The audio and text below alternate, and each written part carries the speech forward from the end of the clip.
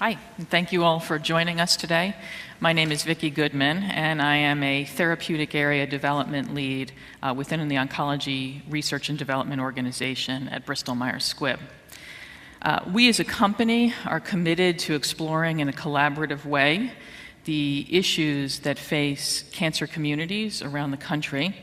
And one way we're doing that is through this partnership with Atlantic Live, sponsoring this 4-part series here in Tampa today to discuss cancer survivorship. Importantly, we have also created a collaborative network with community oncologists known as the Immuno-Oncology Integrated Community Oncology Network to better understand the challenges facing oncology community physicians. And so with me today I have Dr. Craig Reynolds, from Florida Cancer Specialists. He is a community oncologist and a member of the IO-ICON network. And so welcome, Dr. Reynolds. It's great to have you here today. Great to be here, Vicki. So can you tell us a little bit about what is IO-ICON and how does it work?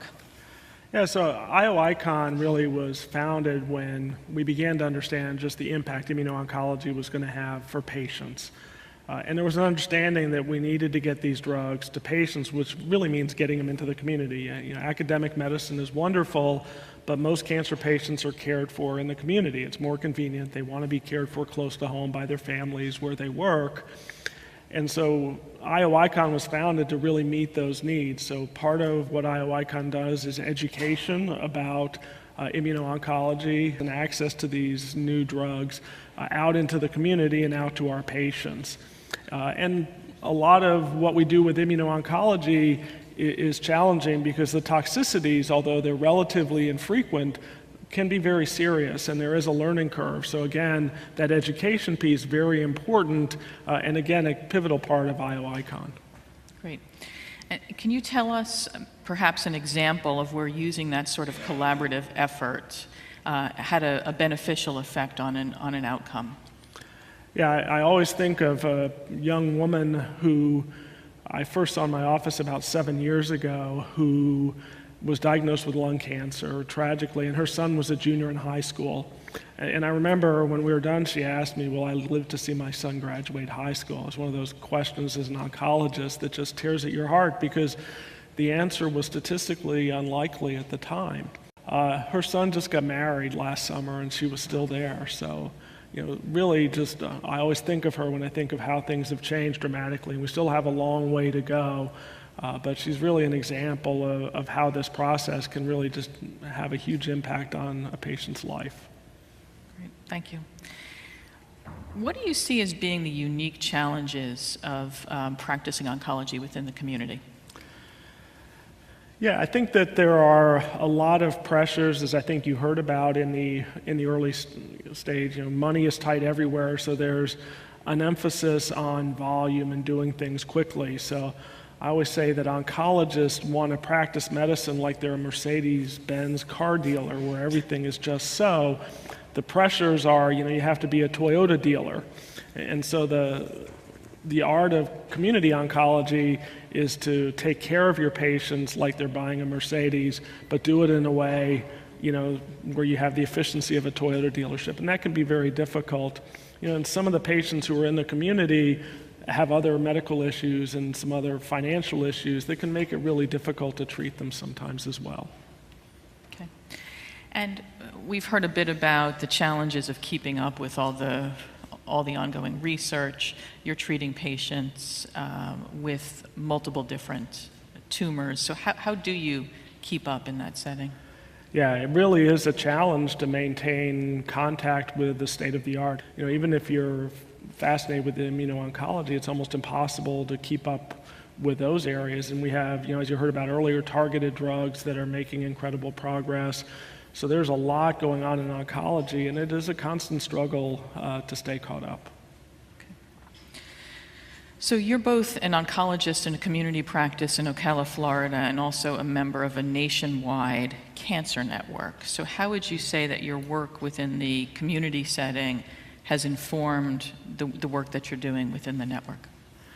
Yeah, very often I go to meetings with what they call key opinion leaders. I used to go to meetings, they say KOLs. It took me a while to figure out what a KOL was, and then it turned out I was one apparently. And it's not at all unusual for me to go to one of these meetings where I'm the only community physician. So it'll be 10 or 15 academic people who are all quite famous and me, and I always feel like I'm the stupidest person in the room. On the other hand, though, the perspective that I take care of everything. So sometimes, if I'm at a lung cancer meeting, things I learned from taking care of breast cancer patients, can be applied to lung cancer patients.